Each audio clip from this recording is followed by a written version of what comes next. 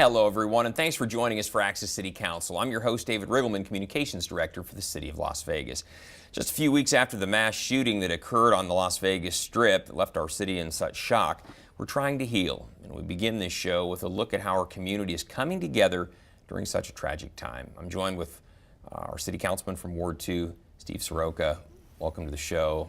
It's been an interesting and tough last couple 3 weeks, hasn't it? Yes, David, thanks for welcoming me to the show. And yes, we had a very tragic week, a tragic event that occurred. And while it was tragic, what we really can celebrate is how our community has come together. So true. Very excited and happy about how that has occurred. And as we go forward, I like to say that the character of the community is how we take this and how we handle it in the weeks and months to come.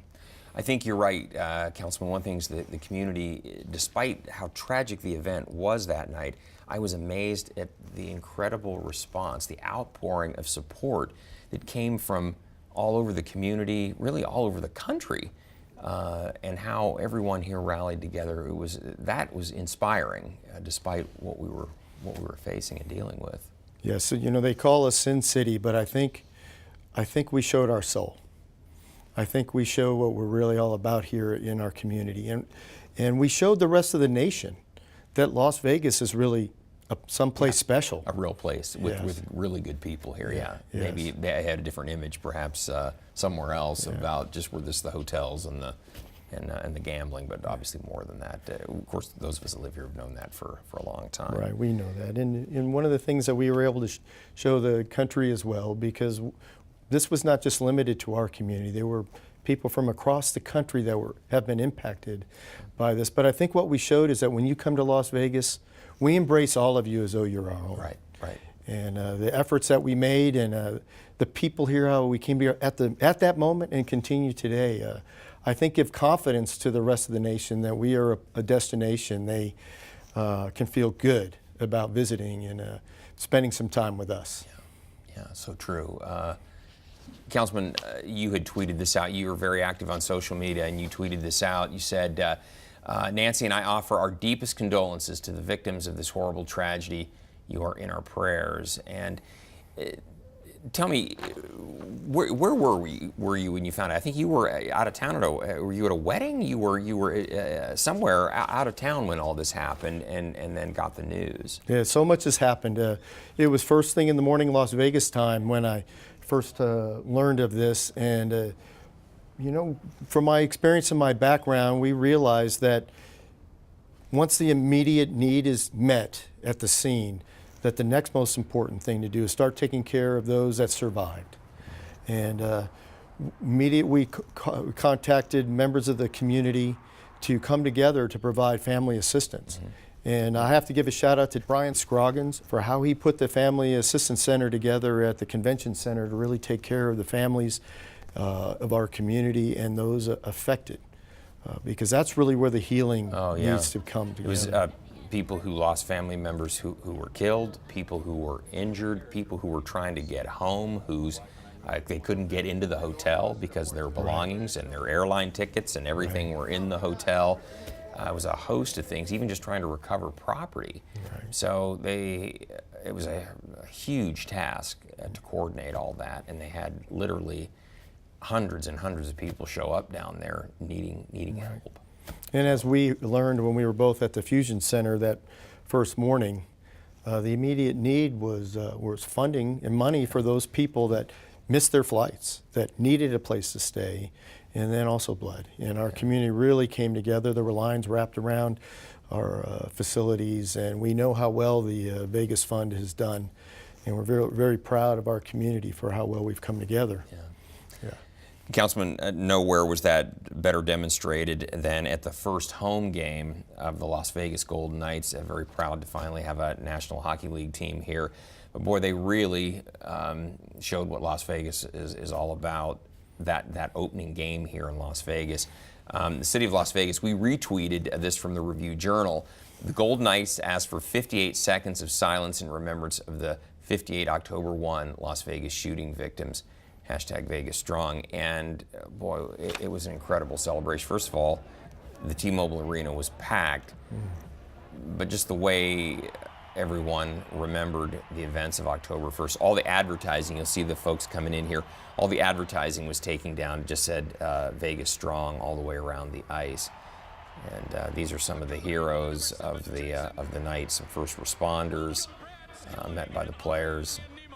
And again, it was just a way to pay tribute to those that we lost, and to those that are still suffering and still trying to heal physically and emotionally from the events that night. David, they're our first professional franchise here in the community, and the community has embraced them, but I think they showed that night how much they've embraced our community. And it's nice to have seen how, one of our mottos is battle born, theirs is Vegas born, and their Vegas Strong outpouring at opening night is tremendous.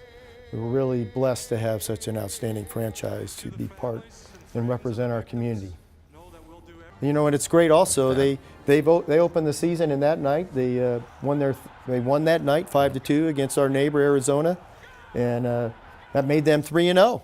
So we love. Pour it on, bring it on, keep doing it, keep rolling, keep playing that way. We'd love to have you represent us that way too, you Golden Knights. Thank you. Yeah. Thank you.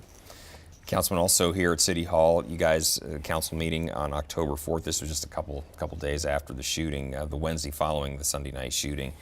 And a moment of silence at City Hall that took place. The council members marking the events of that night. The mayor was not there that day. She was actually over.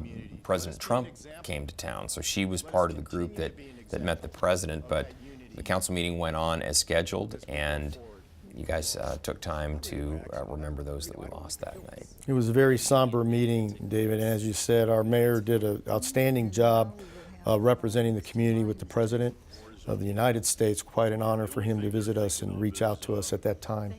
And we really had a short meeting because we knew that we just wanted to get the issues taken care of and get back out to the community.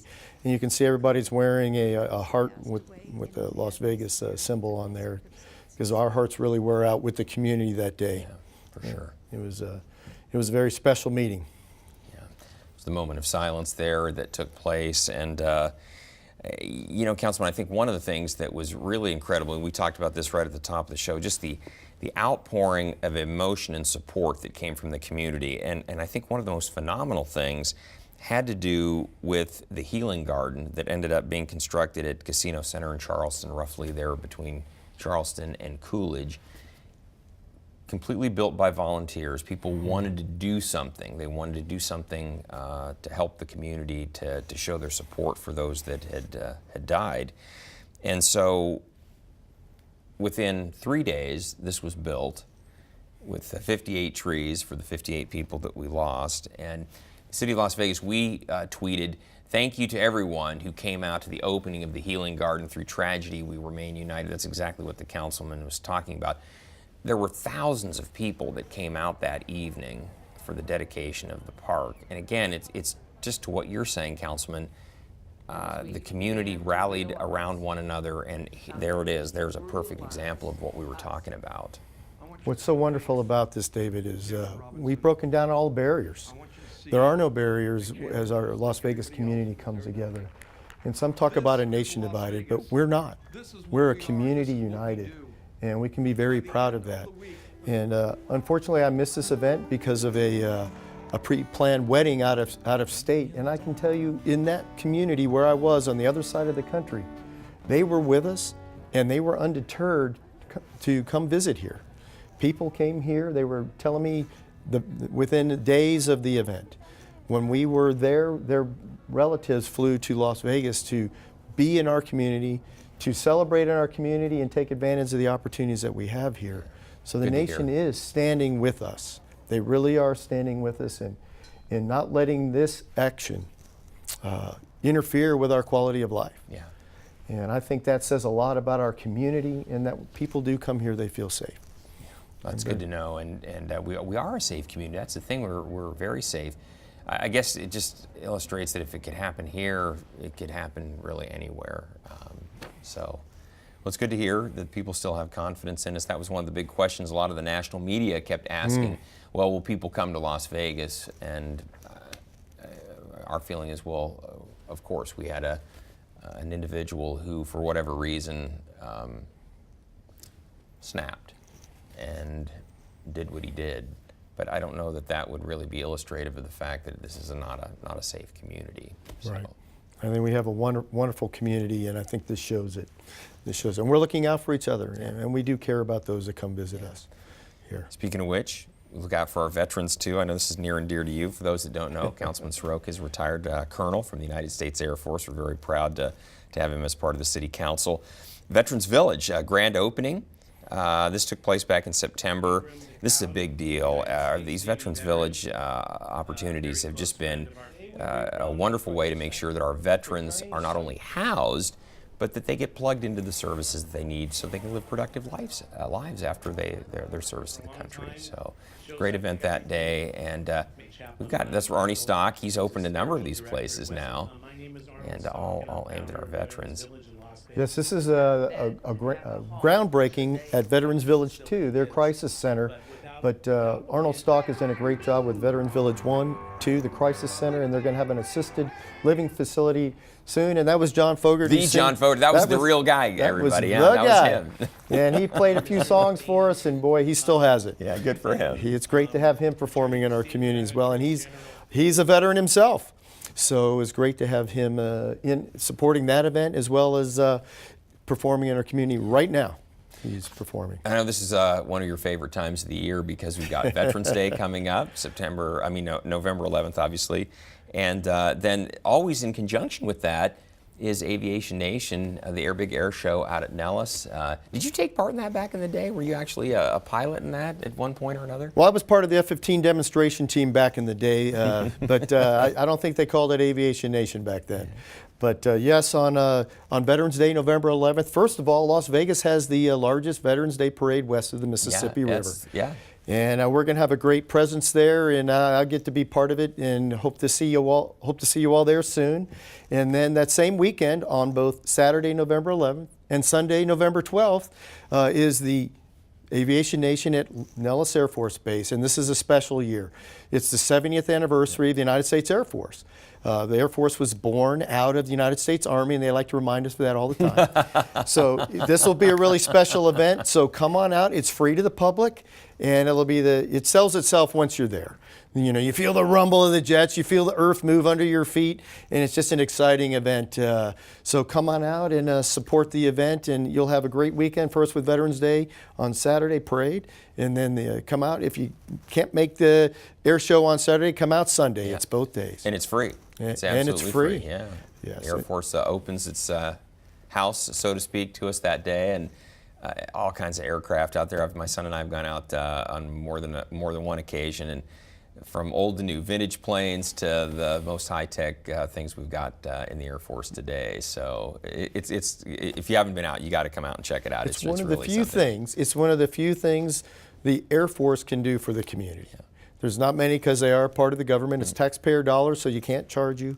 But one of the most impressive things is the Thunderbird Air Show. The Thunderbird performance, it was designed for the backdrop of Sunrise Mountain behind there. You won't find a better place to watch the Thunderbirds fly and perform than there. So they're the concluding act, so get out there in time to see them. Yeah, you want to do that for sure. And then, Councilman, we also want to talk about Trunk or Treat. You had your Trunk or Treat event here out at Veterans Memorial. You tweeted ahead of the event. You said, join us for Trunk or Treat October 14th from 10 to 2 at Veterans Memorial Center in Summerlin. Games, music, and fun for the entire family. A nice tradition out there. Now, this time around, we added something extra special, and it's a program that we had kicked off here at the City of Las Vegas, right? Right. So we had Trunk or Treat, a great success for the community, another opportunity to come together. And what we had was Hearts for Vegas. We collected hearts. You know, we have many broken hearts in our community, so it was a way to put a shout out to members of the community, just writing on a card or writing on the back of a heart-shaped note and put it on our container. And we're collecting all those, and we're going to find ways to get those out to the people. Yeah, it's really important. We've received at the city banners, poems, songs, gifts of all types that people just want to help from all around the world.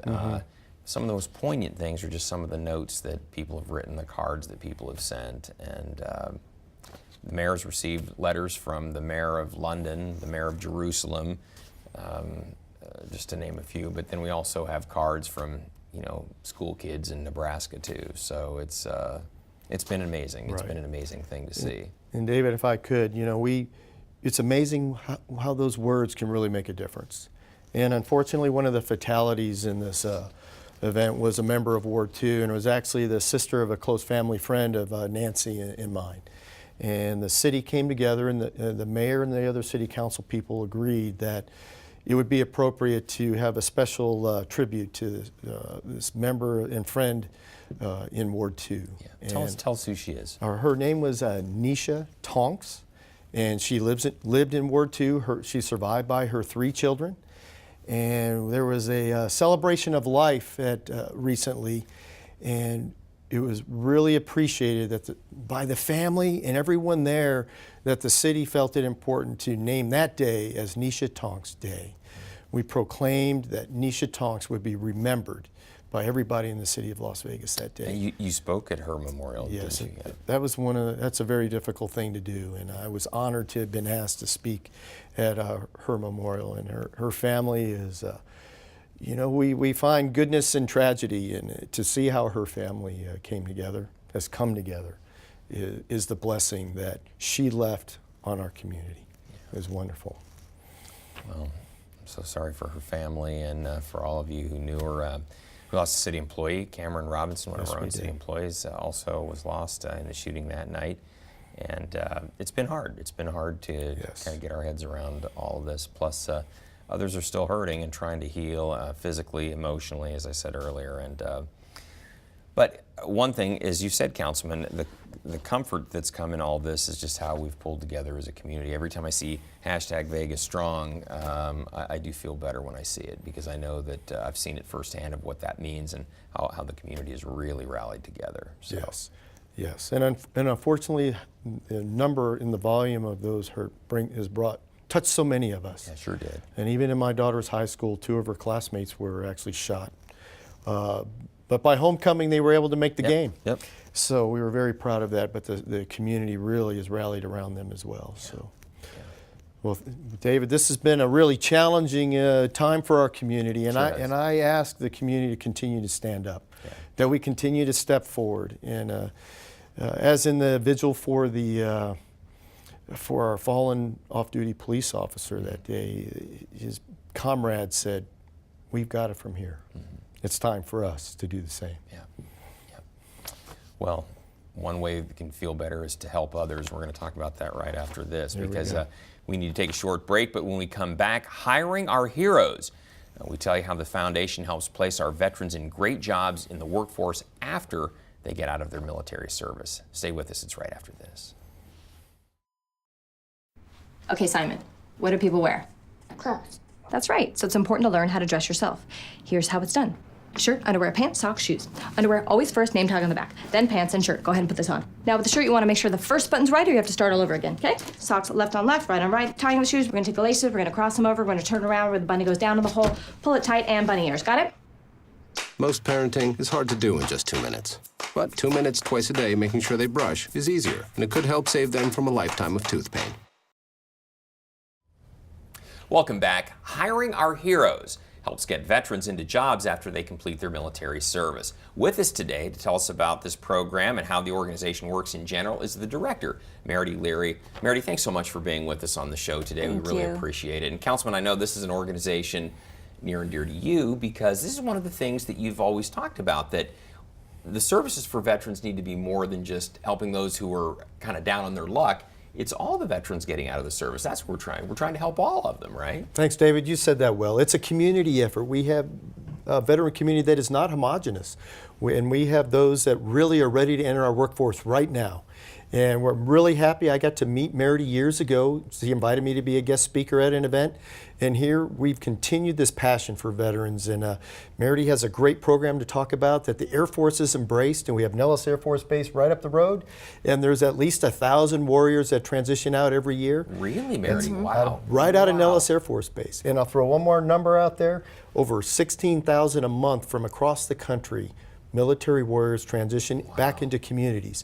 So the program that Marady is going to share with us now will help address how we can accommodate those, and it's a shout out to businesses. So Marady, do you want to tell us a little bit I didn't about realize the the program? numbers were so big. 16,000 a month coming out of military service into the civilian workforce again. Yes, yes. And the reason that we started this program 3 years ago is because what we realized is that there's a lot of people who are getting out and they're getting offered entry-level jobs. So, you know, something that's not commensurate with their skills and experience. And so Hiring Our Heroes really aims to have this fellowship so that the more senior people who have been in, 5 plus, 10, 20 plus years can go out there and they can get a job that's going to help them pay for their bills for their family, have some sort of role that's management or, a commensurate experience for what they've done in the military. And that's really the point of this program. Marady, I've got to say, I've heard veterans talk about when they come out of the service that sometimes employers treat them almost as if there's they're kind of not going to be as good as someone else from the private sector or from the community. Is that really true? And why do you think that stereotype exists? It's probably not a very accurate one, I wouldn't think. So, it is very true, and there's a few reasons. I think a lot of employers are really uneducated as to what the military trains people to do. Councilman Seroka is a very good example. I'm sure through his career he learned many different things, many different skill sets, but how it translates onto your resume is it's not really civilianized. Right. And so they don't see the civilians speak on the resumes and they think, oh, this person was in the military, he probably only shoots guns or does missions and I need somebody to do HR. When in fact a lot of decisions in the military are HR. They're managers, they're leaders, they're making decisions every day on personnel. And so this program says, hey, give them a try. For 12 weeks, you don't pay them anything. The DoD is still funding their salary. Right, exactly. And at the end of the 12 weeks, you decide whether they're a fit for your company or not. So we were joking that it's kind of a try it before you buy it model for veterans. And we've been very successful. We have an 86% placement rate. That was going to be my very next question. How's the program gone and how have you done about finding these folks jobs? 86%, that's pretty good, Councilman. I'd say that that's not real bad good. at all. No, that's a good statistic. And Marady's organization, they vet the veterans. So when Marady brings a veteran to your organization, they've kind of looked at what you're looking for as a business, and they say, hey, this is the background of this individual as they're coming forward, and they match that to you. And if initially it doesn't work out, it's no problem. They'll find another location for that veteran to go to, and they'll find somebody else for you. So it's really no risk to the employer. But as Marady mentioned before we started the segment, they do this in classes, in waves. And the next class period starts in January, is that not right? Yep, January So 2018. what she's looking for are businesses to say, hey, we want to test drive one of those veterans in our organization. And I think Marady can talk more to the caliber and the level of folks that are coming out from the service and what kind of jobs that they'd be looking for. Marady, what are some of the companies that are a good fit for military veterans coming out that you can think of? Is it anything in general, or are there some that really fit better than others? And then two, what can the veterans themselves do to kind of enhance their ability to get hired? I love that you asked that question because every company is a good company. Veterans have so many various skill sets, so many passions. We have plenty of fellows that have MBAs. We have fellows that are medical fellows. We have fellows that are technology fellows. We have a lot of IT. Anything really that a company has an open position for, we could probably find a fellow that could do the job. Wow, that's great. And so what can the veterans do coming out? What do you help them do to get plugged into these jobs and to get, kind of find that right fit for them? What can they be doing to get connected to the right job fit? So the great thing about our program at Nellis is that we really help them with all of the skills that they need to go into employment. So we help them with their resume, we help them with their interview skills. We have a transition class, which Councilman Seroka is going to be speaking at next Friday at Nellis. And we really help them in the immersion into the civilian culture. So we'll sit together as a class and we'll talk about what happened at your day at Amazon. You know, what's the appropriate email to write? Yeah. You know, how do you, one of our fellows said, I learned that you have to ask somebody how their day is going before you can ask them to do something else. In the military, it's, hey, can you do this for me? And just funny things that, you know, we discover together. But also, we really discover that our veterans are really, really great fits for a lot of companies. And they can take a look at a company and how it's operating, and they can give them ideas that are so outside of the box that companies are finding, wow, we want more fellows. Why do you think that is? Why do you think that occurs? Because I think that what they learn in the military is really to be objective and to see what's going on and to think logistically of how could this be better? How can this be improved? How can I save them money? I feel that that's what they're always doing and that's what they're always trained to do. So they go into a new company thinking that. Wow. And one of the things that it seems to surprise employers is how adaptable veterans are. We're constantly changing jobs. We're moving to new locations, new assignments. And then in a combat environment, you're reacting to a new situation constantly. So veterans are very adaptable, and they're the ultimate problem solvers, ultimate right? problem Really, they solvers. are. And they really are able and willing to work together as a team. Oh, that's great. Marady, we're running low on time here, but something we forgot to ask, something at some point you want to make sure that we get out to the folks watching. I would just love everybody to know that if they're interested in hosting a fellow, businesses especially, that they can contact me and we can help walk them through the process. We make it very easy for businesses to host a fellow, and I think that they'll have a great experience if they do it. So anyone interested can contact me and we can help them out. And you said any business would be a good business. Any business. Yeah, that's interesting. Because even in my mind, I thought, well, certain businesses might be a better fit, but hey, from what you're saying, Well, think about it, fighter pilot to councilman. You Right. know, and you've done really well, Yeah. you know, Well, because you're thank the you. ultimate problem solver. So, and we got plenty around here to That's what we do. Exactly. That's why you're here. So. Well, Marady, great job. It's wonderful to have you on the show. Thank Again, you. best of luck to your organization. Hiring for Heroes. And if people want to get more information, they should certainly reach out to you and your team, and I'm sure you'll tell them all about it. So we definitely want to hear Yes. from employers out there that are interested in getting connected with some great employees who are veterans. Thank you. So thanks so much. Councilman, want to tell everybody out there, you know, hey, we always want to hear from you. So if you have something you'd like to share with Councilman Seroka, you can always find him on Facebook.